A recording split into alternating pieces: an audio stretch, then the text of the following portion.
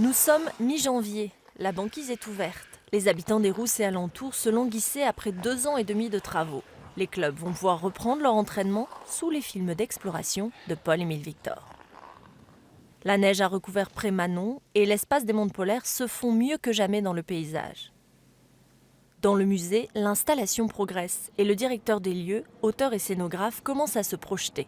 L'exposition permanente est une découverte simultanée de l'Arctique et l'Antarctique. La première des difficultés, c'est déjà de savoir quel est l'Arctique et quel est l'Antarctique, où est le pôle Nord, où est le pôle Sud entre les deux. Donc on avance dans cette salle, on déroule tous les thèmes, il y en a 24. On part de la géographie et on arrive à l'humain. Glaciologie, géologie, climat, flore, faune, le visiteur peut lire vite, s'amuser un peu ou s'installer plus longuement devant des vidéos. Sous l'effet des vents, des courants et des marées, la banquise se fragmente et se reforme sans cesse. Quelques animaux naturalisés se racontent aux plus curieux. Pourquoi est-ce que cet animal reste sombre toute l'année?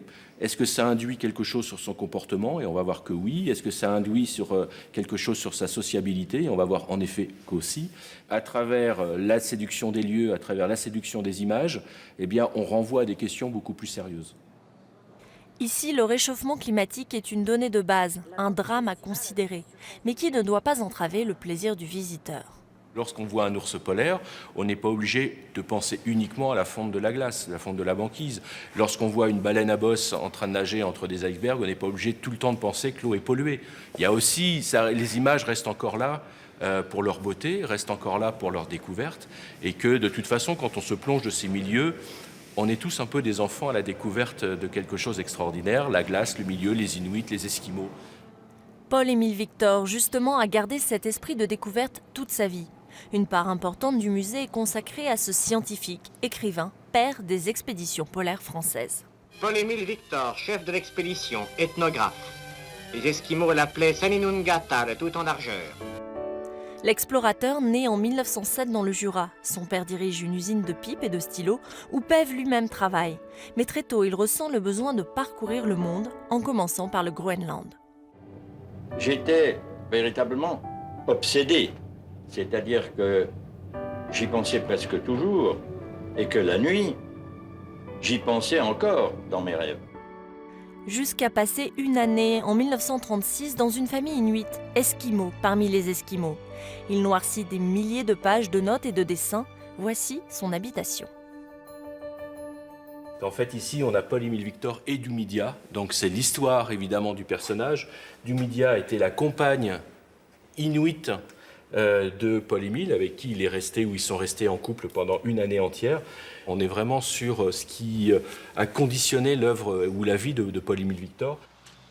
Une vie d'aller-retour entre les pôles, Paris et le Jura, auquel il reste fidèle. Paul-Émile Victor descend invariablement dans l'hôtel de Max Arbé, qui lui a appris à skier. Le fils du patron, Bernard Arbé, se souvient d'un homme charismatique, à la voix de velours, qui répondait simplement aux questions qu'on lui posait. C'est quand même un grand monsieur, vous savez. Il aurait pu faire tout autre chose, être tranquille dans un endroit, mais c'est ces gens qui n'ont pas de frontières et qui ont le besoin d'aller plus loin pour découvrir et faire participer leur découverte. Ça, c'est quelque chose d'extraordinaire. Paul-Émile raconte en effet à profusion ses expériences dans des centaines de livres, documentaires ou conférences. Il témoigne d'une époque et de modes de vie révolus. Le voyage en Arctique ou Antarctique aujourd'hui n'a plus le même sens. On est explorateur aujourd'hui parce que simplement pendant quelques semaines on va changer de rythme de vie, on va plus être dans son bureau mais on va être au milieu de la calotte à vivre de l'exploration. Tout a été fait ou quasiment fait, donc on fait que reproduire ou l'arranger à sa sauce. Mais on est des visiteurs. Certains visiteurs se préparent néanmoins avec passion et détermination à traverser le Groenland au printemps dans les traces mêmes de Paul-Émile Victor.